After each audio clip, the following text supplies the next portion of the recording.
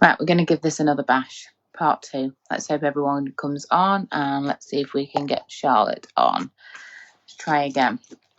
Let's see how this goes. Right.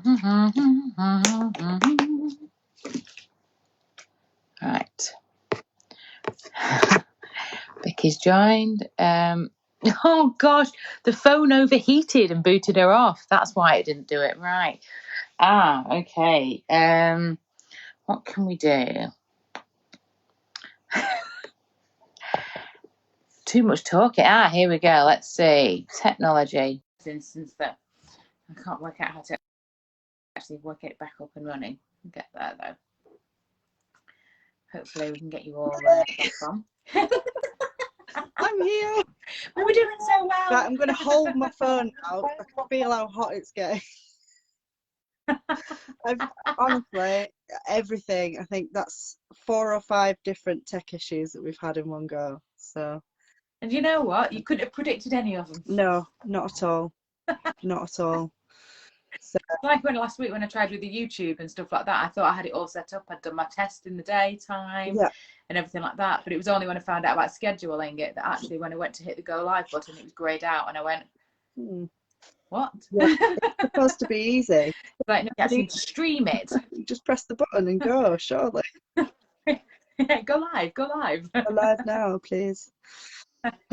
Right, so basically this is a huge, massive passion for you, isn't it? This is like literally your experience is what's driven you into this. And you know, you're similarly to me, your personal experience has now changed your entire life and given you that thing to change other people's lives as well. Absolutely. Yeah, definitely.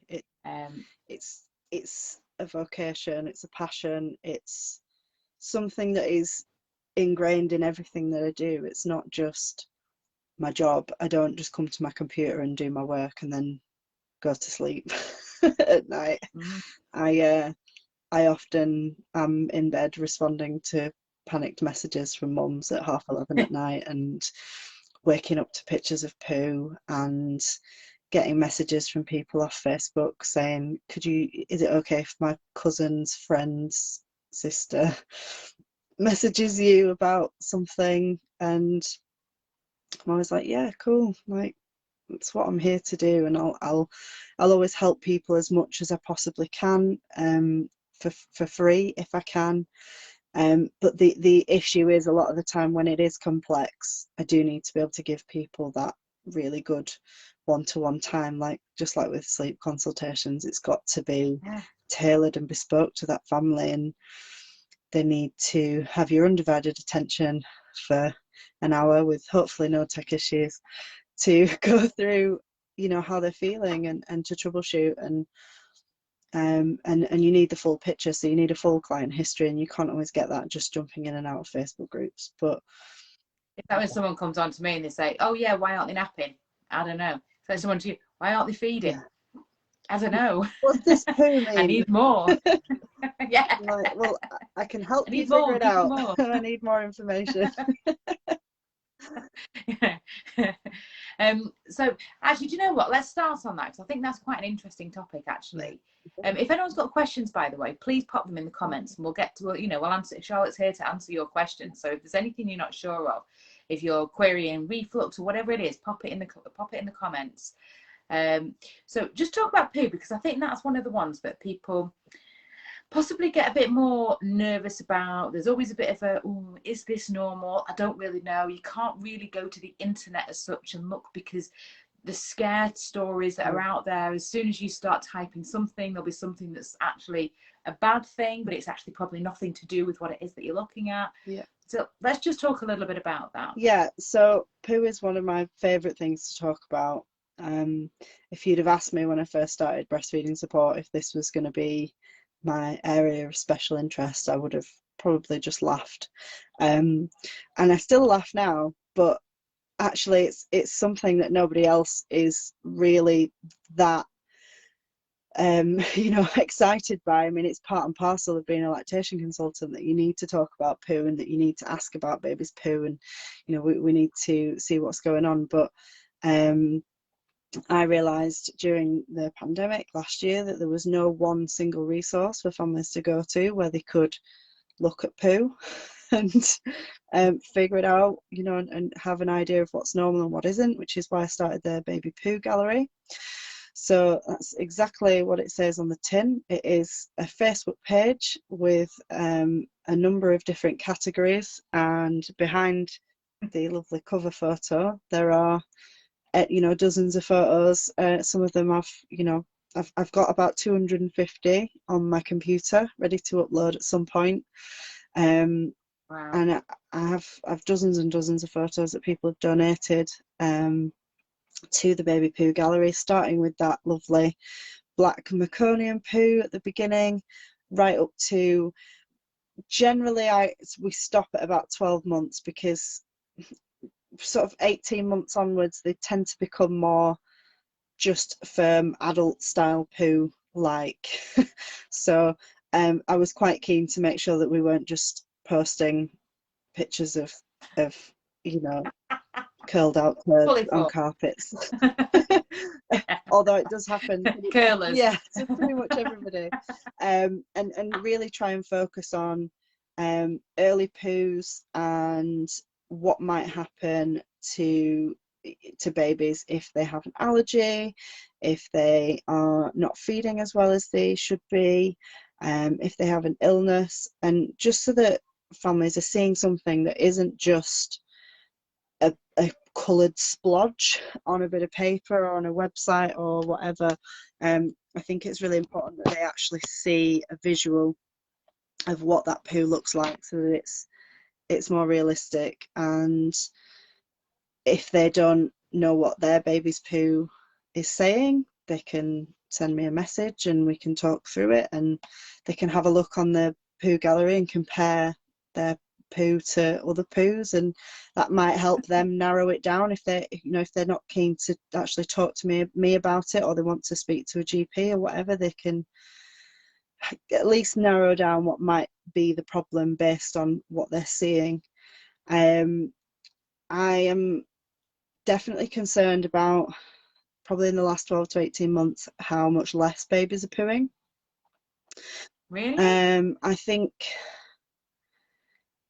I'd love to have a lot of time and a lot of money to do a huge bit of research into this, but I think the additional procedures for cleanliness in hospitals and the whole lockdown process with babies not, and mums not getting out and about and babies not getting out and about so much, that might have impacted the microbiome to a degree, that might have impacted how much babies are pooing. I feel like in the last 8 months in particular, as we've come into, you know, babies that were kind of conceived early last year and throughout the pandemic, that I am seeing more babies that are pooing less frequently from an earlier age. And not necessarily that there's anything really interesting. Yeah, not necessarily that there's anything wrong, but they're just pooing less. And I am definitely of the camp of people that thinks all babies should poo every day. The current guidelines say that, you know, babies should poo every day until around 6 weeks, and then often the bowel movement will slow, and that's perfectly fine and acceptable, and for most babies it is. But knowing what I know about the digestive system and how rapidly it is capable of working, and obviously how rapidly breast milk digests as well, there's just something that doesn't make sense to me about babies that go 10 days without doing a poo. And I've never understood that one. I've never understood, but I'm finding it really interesting when you're saying this, because with Sophia, yeah, she used to do 4 or 5 poos a day quite easily. yeah. Whereas Alicia, who was born 3 days shy of lockdown, she's 1, maybe 2 a day, and she has been right from the beginning. And whereas Sophia would poo through the night, Alicia might have done 1 poo in the night, and that's it in her 18 months of life. Yeah. And the difference has been absolutely incredible. Yeah, and there's always a degree of difference between all babies and all humans. You know, I did a bit of a poll in my breastfeeding group on Yummy Mummies and said, you know, just out of interest, how often do you guys poo as adults? And the majority of people are pooing every day, and a very small number of people are pooing less than once a week. And the ones that are pooing less frequently have diagnosed or undiagnosed bowel issues or digestive issues.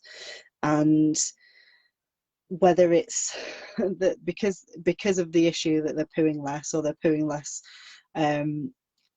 because they've got this problem with it, but you know, whichever one is it's hard to decide what the cause is of those things. You know, are you pooing less and that's caused you to have a bowel problem, or are you pooing less because you've got a bowel problem? But just doing that really basic kind of straw man poll, it was very clear that, you know, the majority of people do go every day. And I think, you know, breast milk is so readily digestible, and often, you know, with most parents it's plentiful. So I would like to see babies poo every day, but I always say to families, if your baby is one of those babies that after 6 weeks doesn't poo every day, as long as everything else, all the other ducks are in a row, it's probably nothing to fix. It's probably nothing to worry about. But if when they do go, that poo is not normal, or if they're unsettled, or if they are having other symptoms, you know, if there's ever any blood in the stool or anything like that, then it's worth investigating. Definitely. And it can be quite alarming. Just with Ellie's put a comment on, Ellie Faulkner. She says, can she just say how helpful you've been over the last 2 days regarding her daughter and her horrendously mucousy bloody poops? Now you know she has CMPA, but your advice has been absolutely invaluable, and you were so supportive, especially when no one else was. Oh, thank you. That's brilliant. My pleasure. On that topic, actually, I always find this really, really interesting, because you said earlier on about allergies, and I did actually want to sort of touch on that. And this actually sort of something that's always bugged me is how easily it is to be diagnosed with reflux. Yes. When actually it is not reflux at all. It's an allergy, or it's actually nothing. Yeah. I remember I got given Gaviscon for Sophia because she had reflux. Do you know what? She didn't have reflux at all. Yeah. Do you know what I mean? And they said to me, and when I looked into it, it said, oh, it could make her constipated. And I went, nah, just swap him, won't bother with that. Another. Yeah. Absolutely. And I just thought, and it was at that time I started thinking, well, this is a bit bizarre. And it was only through the study with the sleep world and everything like that, and through the holistic sleep coaching and with Shell and everything like that. And you start really kind of realizing that actually how many it's like it's a quick fix. It is, absolutely. To go, I don't know what it is, have some Gaviscon or some omeprazole or something like that. It's reflux. And I get it all the time with parents coming to me with babies that are having difficulties with sleep, and they hold them up for half an hour after a feed and things like that. And you kind of start really digging down, and you go, actually, I don't think this is reflux. Actually, do you mind? And then the amount of people I've sort of passed in Shell's direction over the last few years said, do you mind just going and speaking to somebody else, because I don't think this is a sleep issue, and I don't actually think it's reflux. I think you might want to speak to somebody about allergies. You know, and they kind of go, but there is nothing. And they come back to me and they go, actually, it was this, it was that, there was CMPA, or, you know, it was eggs, anything, you know what I mean? And it's just incredible, and it just doesn't seem to be talked about enough anywhere. I think it's kind of a twofold problem. We've, on the one hand, got healthcare professionals who are misdiagnosing conditions without baby having ever gone through a full feeding assessment with somebody qualified. And I'm seeing babies as young as 2 weeks now being put on drugs like omeprazole, which is a pretty hardcore medication, and it's not evidence-based to jump straight to omeprazole at 2 weeks for a baby that has physiological reflux. So reflux is absolutely a thing. It can absolutely be life-changing for parents. It can be really distressing for parents and babies if they have, you know, a very, very unsettled baby that's having, you know, really severe reflux. The majority of parents have a normal baby that just throws up, and when you explain to them that actually that's a normal mechanism, it's part of the way that babies learn to regulate their hunger. Their digestive systems are really underdeveloped. They need all that milk to learn how to feed well, to learn how to regulate their hunger. And actually, you've just laid them down. And messy reflux is what Shell calls it, isn't it? She just calls it messy reflux. Because that's what Alicia had. She'd just vomit. Yeah. And I'd be like, but she's fine. Yeah. Do you know what I mean? She's absolutely fine. Yeah. She just throws up. It's like, no, just messy reflux. Yeah, it's just a laundry issue. It's just irritating for parents having to go through extra piles of clothes and extra blankets and change the crib sheets and whatever. But it's not necessarily a health issue, and we shouldn't be pathologizing it. We absolutely should not be medicating it in the first instance. And as far as I'm aware, Gaviscon is the most prescribed medicine for children in the UK. It's very often given to families, and then they come back and they say, well, the reflux is better, but now they're constipated. I'm like, well, was your baby happier before or now? Because constipation is probably a lot worse physically, pain-wise, than throwing up. Throwing up can be a bit distressing for babies because it's a bit weird, but not necessarily long-lasting. Whereas, constipation can go on for days of, hard tummies, and then having to pass an uncomfortable poo can, we've all been there at some point, but imagine a tiny little baby trying to deal with that and not being able to. We've got enough going on, haven't we, in the stomach? Goodness. Yeah. So we do need to look at reflux as a symptom. It is nearly always a symptom of something else if you have a distressed baby, if you have an unsettled baby. If you've got a happy baby that is a happy chucker, it's fine. There's probably no need to worry about it. Just make sure you've got plenty of muslins and pack some extra outfits when you go out. If you've got a baby that is sad, is crying, is bringing their knees up, is crunching their body together, and they may have other symptoms that parents don't necessarily stitch together.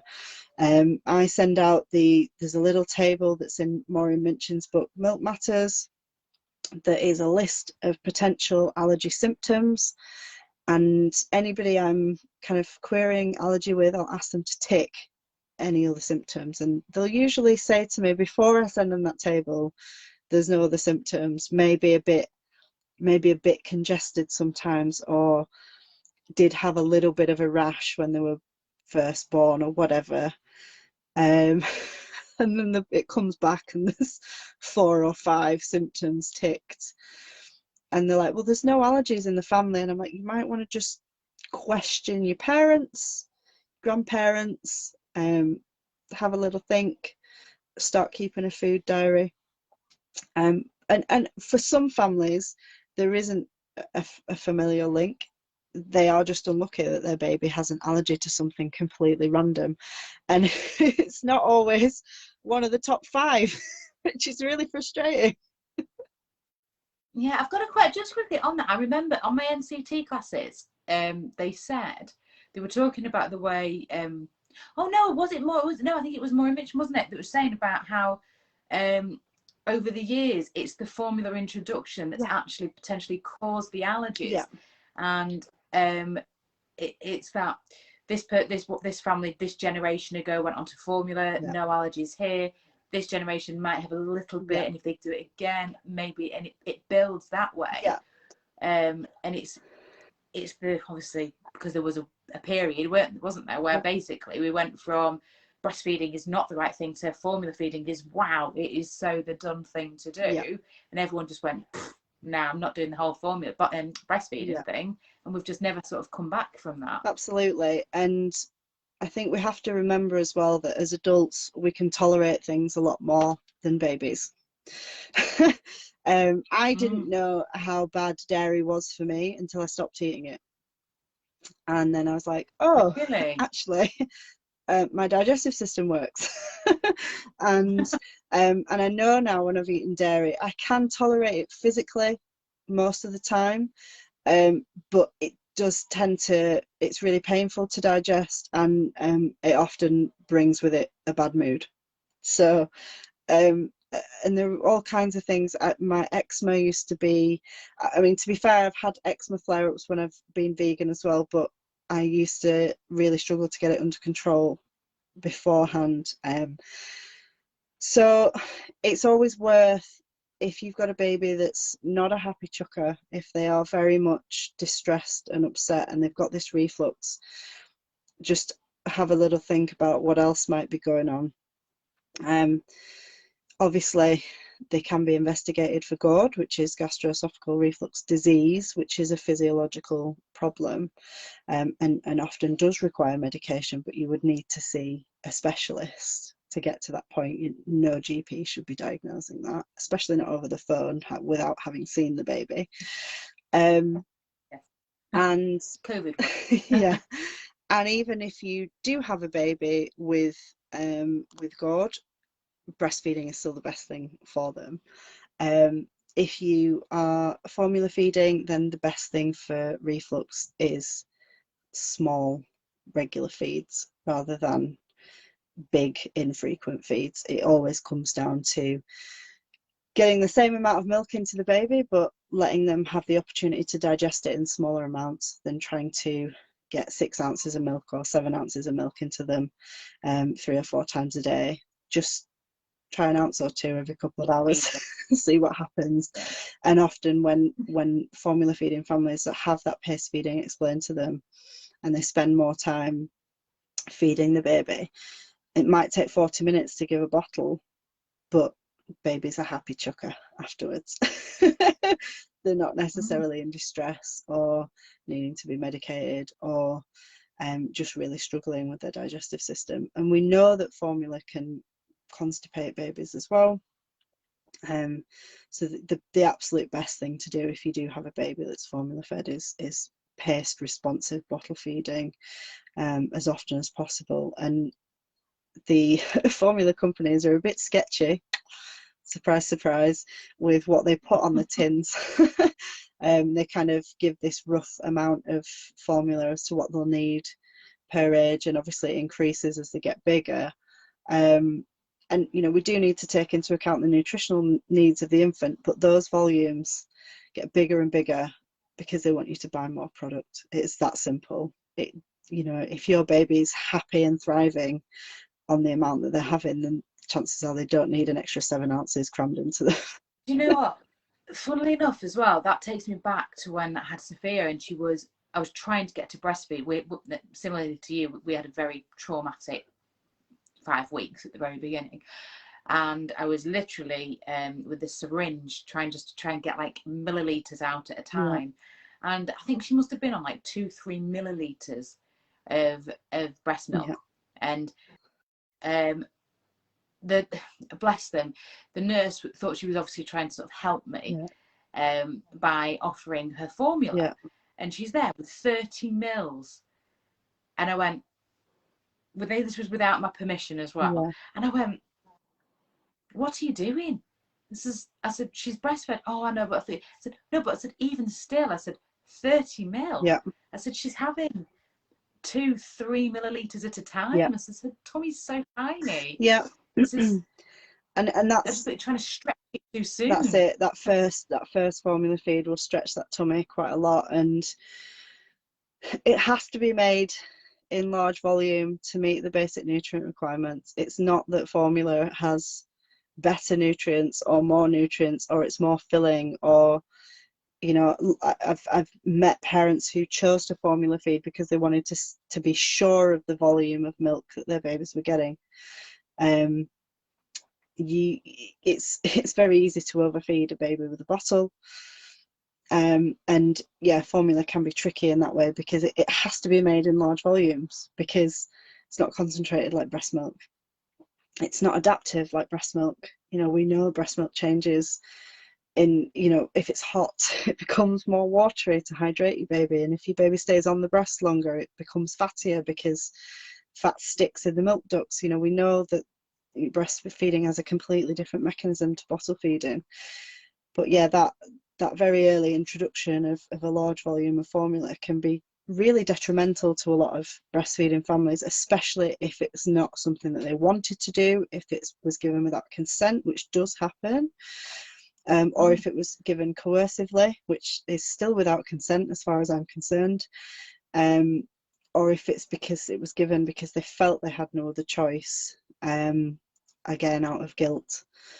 And I think there is always a way to continue to breastfeed, and often that early introduction of formula really plays on, you know, that idea that we're not good enough as parents, that we can't make enough milk, that we must be doing something wrong. And suddenly you've got this baby that sleeps and doesn't want to be held, and you're like, oh, well, they seem happy now. And I felt like that with Leo. I was like, oh, well, I can put him down and he's not crying for me, and he's just sleeping and he's fine. But there was just this big alarm bell in the back of my head that was like, but you want him to feed, you want to hold him, you know. It felt, you know, within 3 days there was this chasm between us, and I was just like, it's not quite what I wanted. And often we do find parents, you know, a few weeks later when they've been giving bottles, will come back and say, is it too late to breastfeed? I really wanted to breastfeed. I really tried. We had to introduce formula because they weren't feeding well and I didn't get enough support. And then now I've got a baby with reflux or whatever. And I always think any breast milk you can get into your baby is always beneficial. If you choose not to breastfeed your baby, I'm totally cool with that as well. I have no judgment for formula feeding families. My beef is with the industry and the industry only. I have no problems with families that choose to bottle feed or formula feed for whatever reasons. I'm not here to judge or shame families for any decisions that they make, as long as they're not neglecting or abusing their children. In which case, just basically here to help them. You just basically want to hold the hand and say, somebody gets it, somebody understands, and you know what? I can help you get from here to here. Yeah. You know, without having to go down a medication route, or without having to feel guilty about your decisions, or do you know, anything. Just kind of say, I can help you, and there is something at the end of this to support you, and your baby will be happy at the end of this. And actually, let's work out what's going to work for you, what's realistic and what's manageable. And you know, sometimes you will have families that come back who want to relactate and their babies are on large volumes of formula and they've never pumped, and we have to be realistic. You know, you might only get 1 or 2 breastfeeds into your baby in a day. You might get loads, you might be really lucky and be able to go back to almost exclusive breastfeeding, but the reality is you probably won't be able to fully breastfeed your baby if you've been fully formula feeding them for a number of weeks. But you can still get breast milk into them. You can still continue to breastfeed after, you know, beyond 6 months. You can still continue to connect. You can still continue to bond and love your baby, and you can learn how to bottle feed them in a way that is responsive and loving and caring, and in a way that you don't feel that you're just holding a bottle, you know, while you look off into the distance or whatever. And you know, there's people have different circumstances, and in the UK most families will use formula at some point. That's the reality, and my job is to give them the information that they need to help them to continue to breastfeed or to have a happy, healthy baby, regardless of how that baby's fed.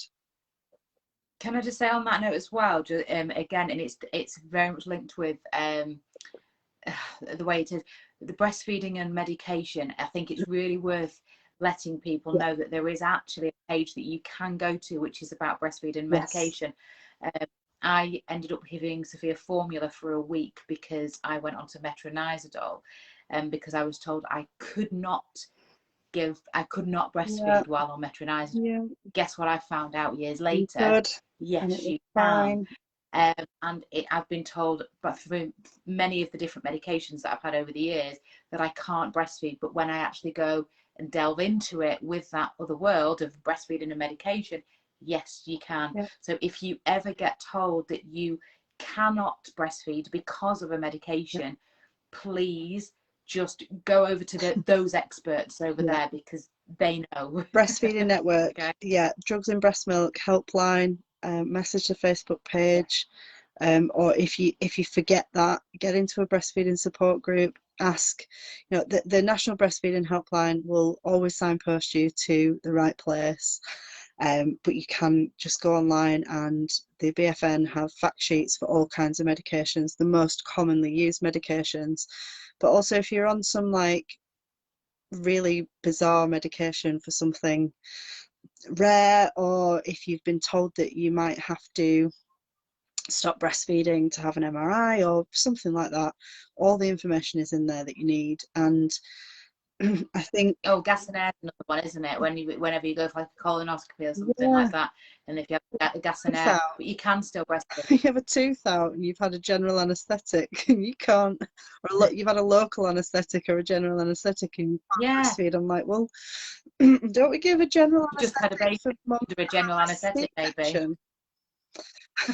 And it's the same drug. The treatments that we give mums in labour are very similar to what they have for other surgeries. So and it's safe to breastfeed after you've had a section. Absolutely. I think it's knowledge is power, isn't it? And it's knowing what the right information is to make that decision for you and for your family. And it's heartbreaking when I have parents distressed in the breastfeeding group in the middle of the night who are like, I'm trying to stop breastfeeding at night because I need to wean my baby suddenly because I have to start taking this medication. And sometimes they do. Sometimes there are medical emergencies that require fast action, that require probably not as gentle, slow weaning as we'd like. But then there are other times when there are alternative options, there are alternative medications. And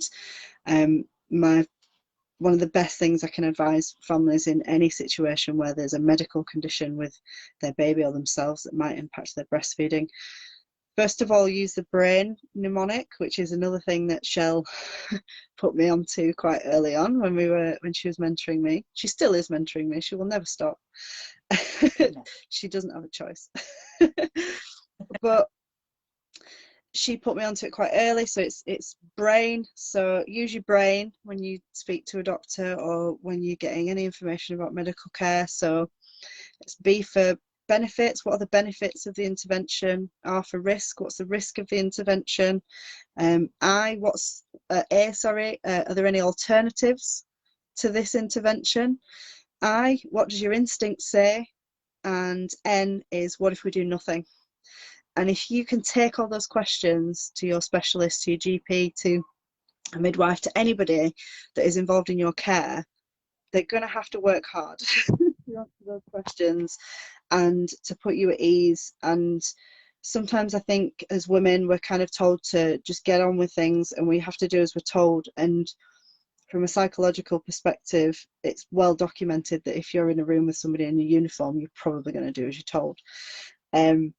So I'm going to say on that, actually, do question, because my consultant, he actually said to me what he wanted was for people to question him, because I went to him because I was needing to go back onto my infliximab and things like that. I was pregnant, I was needing to go back on my infliximab, and he was like, you can't breastfeed on it. I went, yes I can.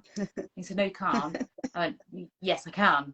And I went away and I got all the stuff from Wendy, Wendy Jones, and I kind of went back and I went, right, here's a load of stuff, sent it to the secretary. He's like, right, okay, they did all their research. And he came back and he went, yes, I'm fine with it. And he says, and what you have just done by questioning me and making me go away and look into this is you have now just opened up a whole new world for all these other mums that come forward to me who I've told over the years, no you can't.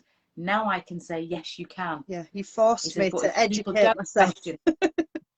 Yeah, absolutely. But he said, if you don't question me, he said, I just go off what I've already known. Yeah. He says, until I'm directed where to look. Yeah. And it's okay to question. Medical advice is just that. It's advice. It's not a demand. It's not, obviously I'm not telling people to ignore their specialists if they have a medical condition and they need to have certain treatments. My concern is that, like your consultant, he said, no, absolutely no way. But Does he have the information that you have? Is he a specialist in breastfeeding and pharmaceuticals? Probably not. And is there an alternative? And a lot of the times there are.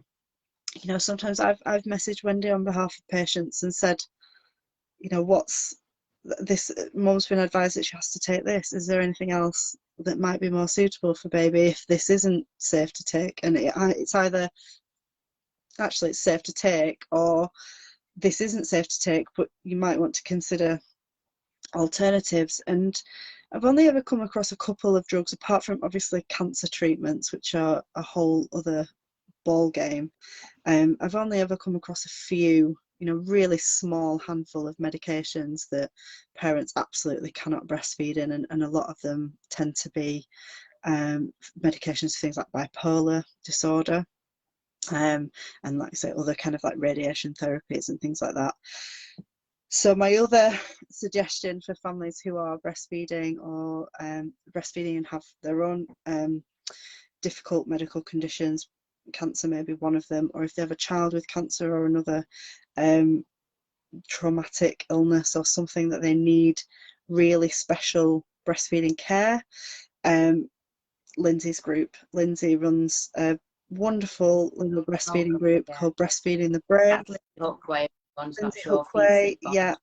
Breastfeeding the Brave, and it's a lovely little community of people who are either themselves experiencing complex medical situations or have babies with complex medical needs and are wanting to continue to breastfeed or safely stop breastfeeding, and also managing their emotions around safely stopping breastfeeding, or you know, or whatever's happening in their lives. And you know, you can always see a lactation consultant about those things, but sometimes having that community around you as well can make a huge difference to how you manage things emotionally as you go forward. Can I ask you, this might be a strange one, but, and I'm asking this purely because of the situation that we're in now with the world, with everything that's going on with COVID, and the vaccinations. Obviously, I know what I've read, in that there has been studies to suggest that actually, when you're breastfeeding, you've had that medication, that you've had the vaccine, that actually we're passing the antibodies over to our babies. Is this true? Based on my current knowledge of the vaccinations, yes. I've also been made aware today of an article that's come out that says that 10 months after COVID, we're still producing antibodies that pass through breast milk. Brilliant. I haven't delved deeply into the research, but everything I know about passive immunity and shared immunity would say that yes, absolutely. And we know from an immunological perspective, the longer we breastfeed, the better, because we are sharing our immune systems with our babies. I didn't want to go too much into that, but it's just, I know that it's something so many parents are scared of doing. Absolutely. Kind of have the vaccine breastfeed. Yeah. So I just thought it might be worth talking about vaccines. There's a lot of fear. Well, that's what I thought I'd just touch on it. There's a lot of fear out there about vaccines. I'm a scientist. I'm firmly in the camp of, if you want to have a vaccine and you can have a vaccine, go for it. If you have reservations, find people who can give you proper education, not Reddit, not YouTube, not somebody random off Facebook, but get out and ask your doctor, or you know, go to different places that are evidence-based and make a decision for yourself. And it's not, again, it's not my place to judge or decide whether people should or shouldn't have the vaccine, but the current evidence shows that it is safe to have the vaccine and breastfeed, and also be pregnant and have the vaccine. There's a lot of fear about it because people feel that it was rushed, that it's a new vaccine, but actually it's based on technology that we've been working on for quite a long time. And yeah, that's what the evidence says, but again, everybody's free to make up their own minds about what they feel is best for their family. Brilliant. Right, I'm going to just quickly fly back because there was a couple of questions. So, do exclusively breastfed babies ever get constipated? You've heard opinions that it isn't possible. No. It's the short answer. an exclusively breastfed baby should not be getting constipated. There's a bit of a misconception about what constipation is in breastfed babies. Not pooing for a few days and then doing a really big, soft, sloppy, wet poonami is not constipation. If your baby is exclusively breastfeeding and they pass a hard stool that is difficult to pass and is formed and solid, you need to see a GP and you need to be referred to a specialist, because how is that stool getting formed in the digestive system when only liquid is being consumed? That's the concern. And it's probably down to some sort of enzyme in the gut. Gosh. Ellie also said earlier on when we were talking about the allergies, her daughter had no reflux symptoms. The GP and the health visitor said she was having breastfeeding symptoms. This is the one that's got CMPA. Yeah, breastfeeding symptoms. Yes. That terrible condition, isn't it? Breastfeeding. Oh, it's awful. Terrible thing. Terrible. Ellie also says she's in that group that of Lindsay. She said it's absolutely wonderful as well. I've got another question that's come in, but I've got a funny feeling this is more to do with a sleep question, which I'll cover next week for your car. You said baby's overtired, so not sleeping, boob, dummy, everything, tread, nothing helps. How do you settle to sleep overtired babies? What I'm going to say, Car, is if you fly over to either the website, which is babytosleep.co.uk, and look on the blog, or if you go onto the YouTube channel, the Baby to Sleep YouTube channel, there's loads of videos on there as well if you want to try and catch something between now and next week's live.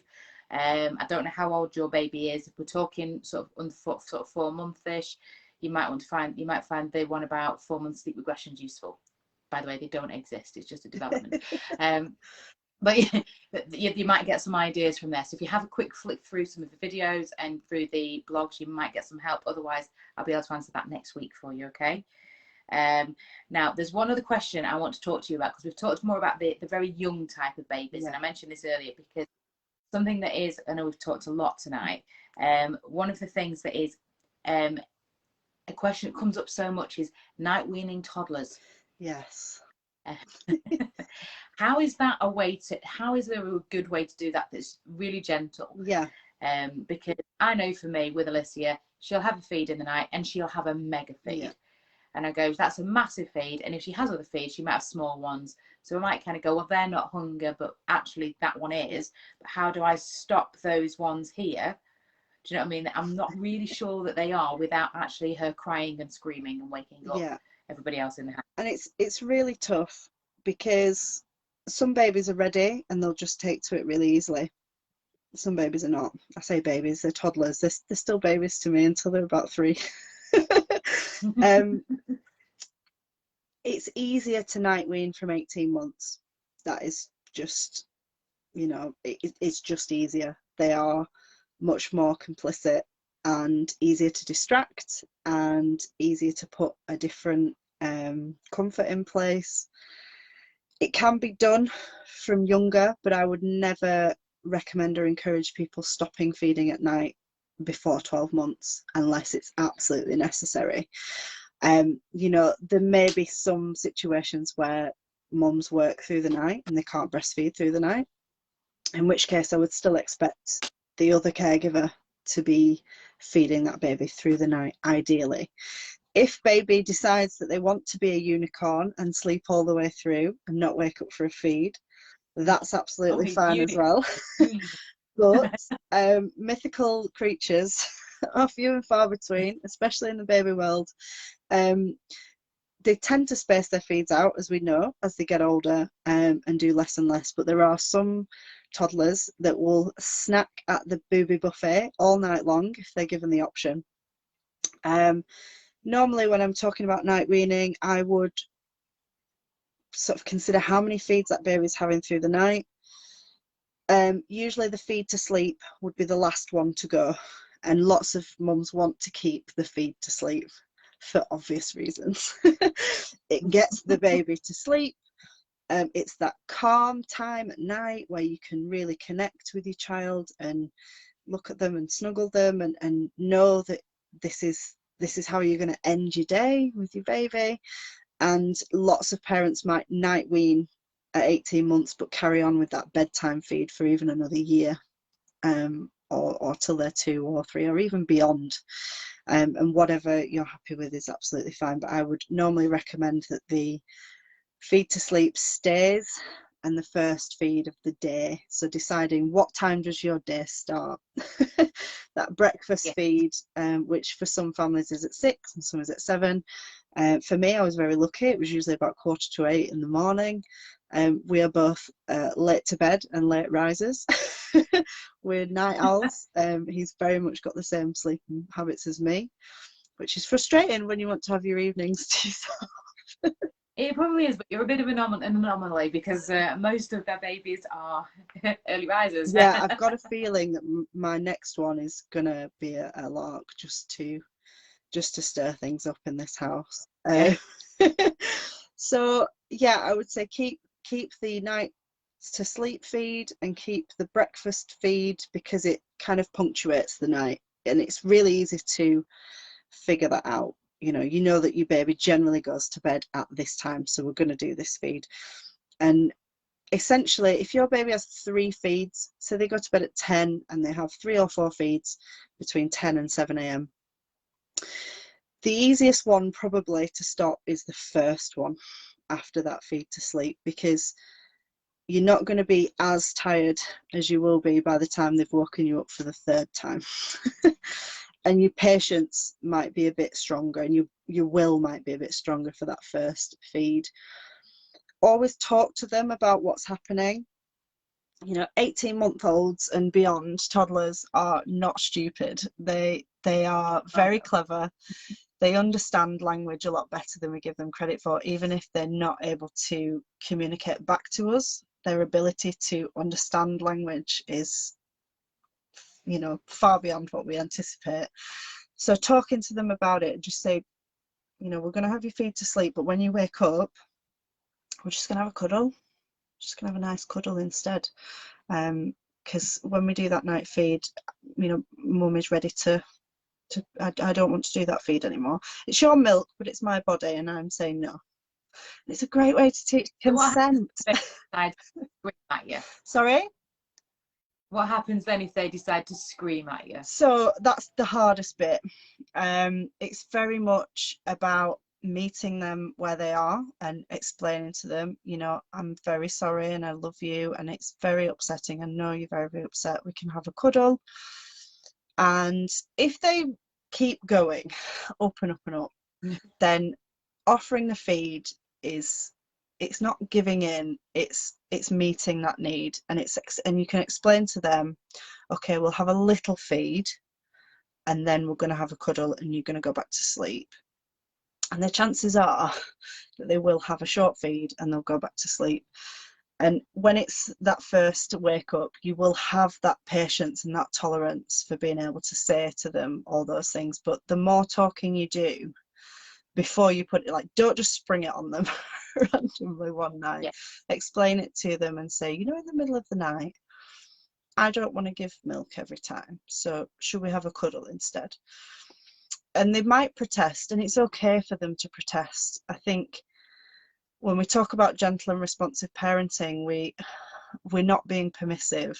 We still have to have boundaries for our children, and it is, like I said, a great way to teach children about consent. It is their milk, but it's your body, and you do have a right to say no and to change those boundaries. And when they've been used to just getting what they want all the time when it comes to milk, it is a difficult transition. So sometimes if that doesn't work, if you do that for a couple of nights in a row and they're really kicking off and they're really unhappy, they're probably not ready for that simple cut out of that feed. And what I would suggest is timing that feed instead. So shortening the feed, kind of maybe for a couple of days before you decide to shorten it, figure out how long they actually feed for. And then, you can even count while you're feeding. So we're just going to feed until I count to 10, and then we're going to stop. And they're usually so sleepy anyway that they'll get to 10 and go, oh, and just come off. Or whatever you're comfortable with. You could say it's just for 2 minutes and then we're going to have a cuddle and go back to sleep. I found with Leo that I would have to lay down and be asleep with him. There was absolutely no way that I could feed him and then get up and go. I had to be in bed with him. So I had to roll over and snuggle him and cuddle him and make sure that his needs were met in a different way. And it probably took about 3 to 5 days of a little bit of intensive kickoff in the first couple of days. But he would settle with a cuddle or a short feed. And usually by the time they've got to that third feed, you're probably not going to allow them to protest. You are just going to feed them. So that's why that early feed is probably the best one to try and nail first, and then work your way through them. Or just, like I said, punctuate, so you do the first and the last feed, and then, you know, keep the one right in the middle of the night. You sound exactly the same as I am when it comes to the sleep side of things and everything. It's always your first ones are the ones that you're more likely to get them to settle back off without the whatever it might be. Yeah. Work at the easiest points. Choose whatever's easiest. Path of least resistance.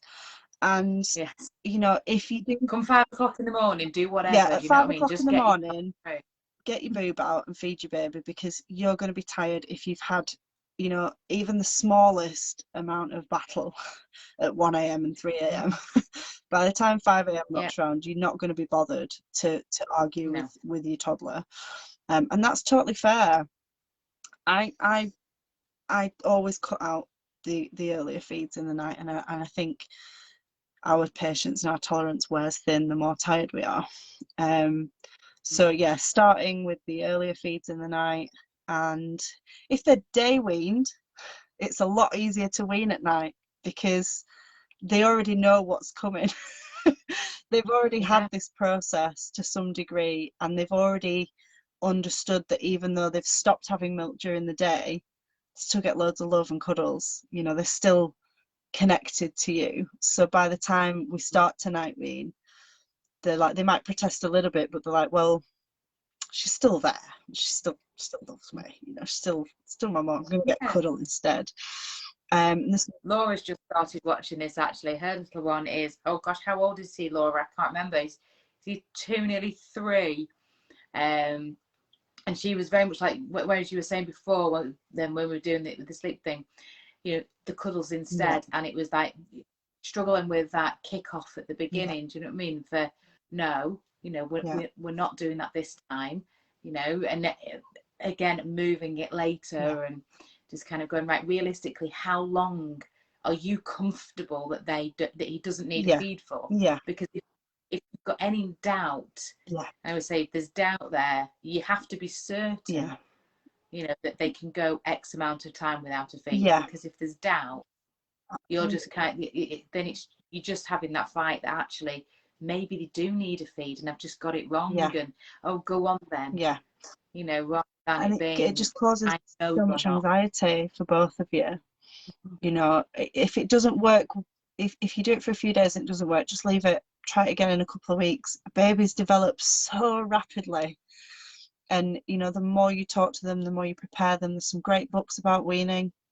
There's Nurses When the Sun Shines, which I think is a lovely book to read together, which is about how you just can have milk during the day or in the morning. You know, that they really can grasp that quite well. And I think a lot of the problem is that when we're really responsive parents, we don't listen to our children cry very often and we hate it. I don't know about you, but even now, he's 6, when he's crying, it just goes through me like it's like nails on a chalkboard. And I obviously don't want him to be upset, and I want to comfort him and I want him to be okay. And I struggled a lot with that when we stopped breastfeeding. I couldn't just feed him to calm him down, and it takes a little bit more time to calm him down now, because he won't always instantly ask for a cuddle, because sometimes he has to have a little tantrum before he's ready to come and have a cuddle. And that's totally fine. He knows where I am. I'm always available for that cuddle. I always say to him, I'm really sorry that you're so upset, mate. Like, I understand why you're upset, and it's totally fine for you to feel whatever you feel. It's not okay to hit me, but when you're ready to have a cuddle, we'll sit down and have a cuddle, and then we'll talk about it if you want. And you know, like I said earlier, that doesn't come naturally to me. My instinct is to go, "Oh, and get really like, what is wrong with you? It's just a spoon." You know? Like, why are you getting so aggy about the most ridiculous things? But then I'm like, but you know, to a 5-6-year-old, like, it's a big deal. Yeah, I'm a big person. I mean, I can't fully regulate my emotions, and I'm 34. I'm terrible. So I have to work really hard at teaching him how to do that. And I know it's not going to come anytime soon. It's a lifetime of processing, but he always has a secure base to come back to. Yeah, but it's all building, isn't it? It's building it in from a young age, and giving them different tools and things that they can actually walk away with and say, right, I can manage this myself. Sophia came to school, was it a couple of Wednesdays ago, and she was saying to me, I've got something to tell you. She said, she's 5, and she said, I need to talk to you. And I said, okay. She went, I got really angry in school today. And it took a bit of time to actually get the whole story out, you know, because obviously it's like pulling teeth, but you get there eventually. And it was basically, there's 5 of them sat on the table at school, and her friend, and they were all colouring in. And the girl sat next to her friend, grabbed the pencil pot from in the middle and moved it between her and Sophia. And another girl put it back in the middle. So, oh my gosh, Sophia was not happy about this, that it had been moved back into the middle. Her friend had moved close to where she could get it.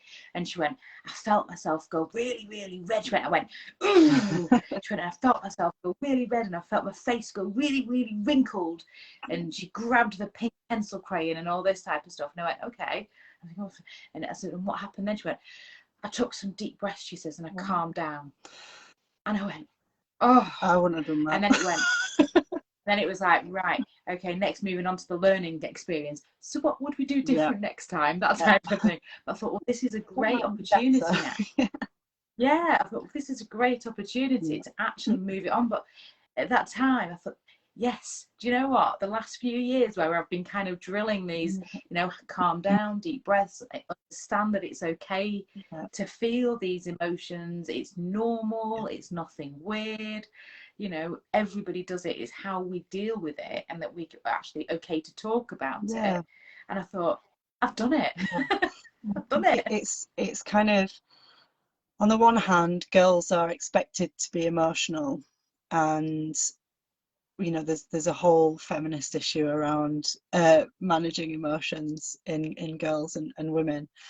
But I have a little boy who is, you know, a fairly privileged white male and will probably grow up to be a fairly privileged white male, and I'm constantly checking that in him.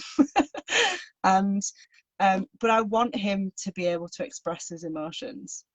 I don't want him to be, you know, a 30-year-old man who doesn't know how to cry because he's ashamed of it, or can't talk to his friends about how he's feeling, or, you know, if he had a mental illness, that he would keep that to himself because he'd be ashamed to show those emotions.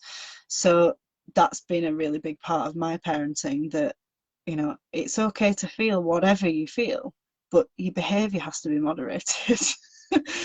And that's exactly the same when it comes to night weaning. And if you've got an older child, you've already probably been teaching them those steps anyway. And from 18 months, you know, we've already gone through biting at the breast, probably at some point, and introducing nursing manners when they've been whipping around and doing the gymnastics and, you know, trying to run off with it in their mouth and slapping it and all kinds of stuff. We've been through stages already of talking to them and explaining what is appropriate behaviour when they're breastfeeding, and what's appropriate behaviour when you know, touching or connected to somebody else's body. And consent is a huge issue for men especially, and I'm not going to raise a boy that doesn't understand consent. It's just not on my radar. I'm going to make sure that he understands consent from a young age, and he, you know, he will say to me now, don't do that, mommy, it's my body. Oh. Even if he's climbing on me. he'll climb on me and I'll say, please, can you stop using me as a climbing flame? And he'll go, it's my body. I'm like, still need to And drill that mine. message in a little bit, but he's getting it, you know, he's getting the point, you know, and I'm always respectful of saying to him, you know, can I help you with your clothes? Do you need help washing? Do you need help with your teeth? You know, is it okay if I kiss you? Should we have a cuddle? You know, making that part of the conversation. And if you're already doing that with a baby, by the time they're 18 months, they're understanding of you saying, right, is it okay if I do this? Or let's try something different, or whatever. It's going to be huge. You know, babies that are spoken to have massive vocabularies compared to babies that don't grow up around a lot of conversation. So I always encourage parents to chat to their babies. Just chat to them, you know, just tell them what you're doing. If you're doing the laundry, just tell them folding the laundry and you're going to do this and then we're going to do that. You know, it's good for their development to listen to voices. And the more vocabulary they have, the better language skills they have, the easier it is when it comes to making these difficult transitions, because they can understand it from a language perspective as well as physically what is happening.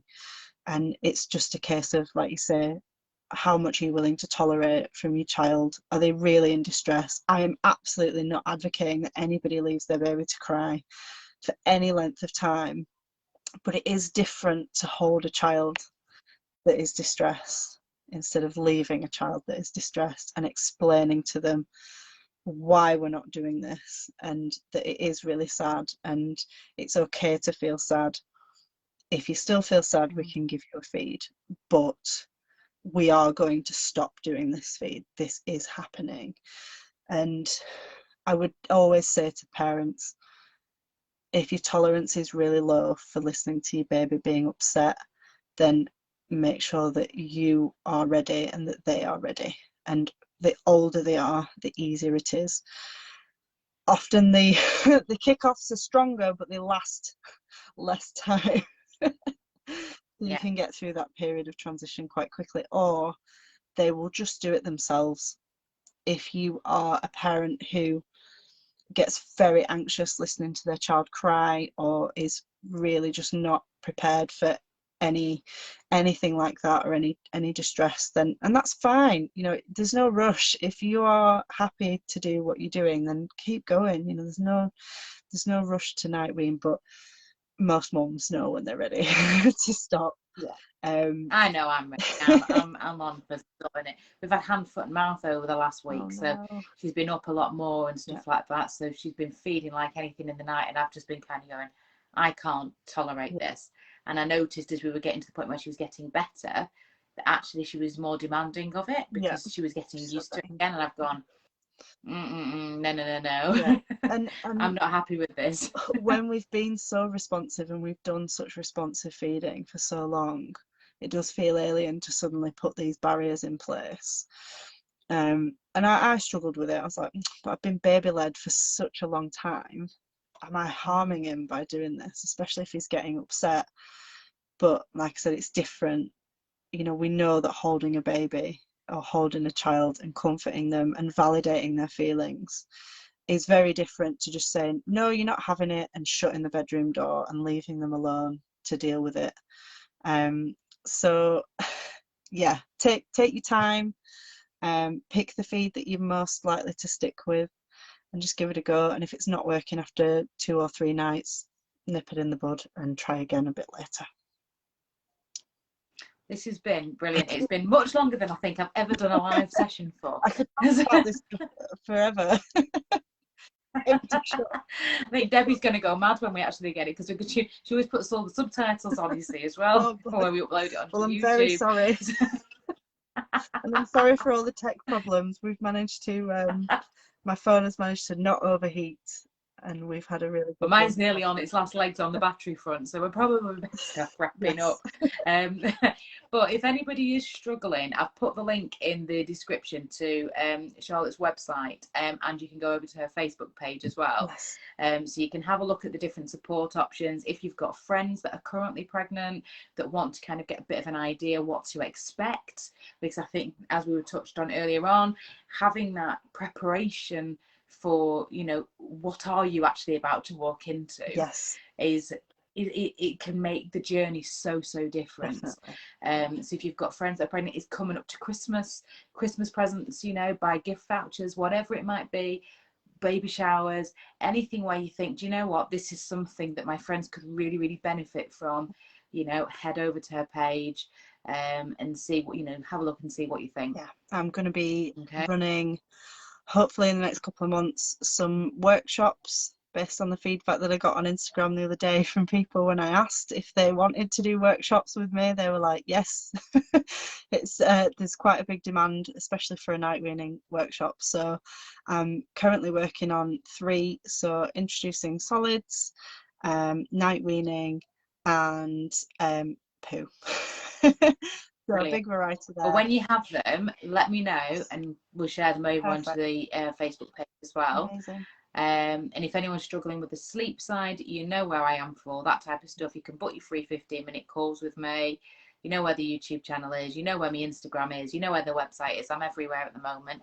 So let me help you out. You know where I am. And I will be back next Monday with a live just for me. And I've got a big special announcement of what's going to be coming on very soon for a Christmas episode of, should I say, 12 Days of Christmas. Ooh, I can let you know more about that soon.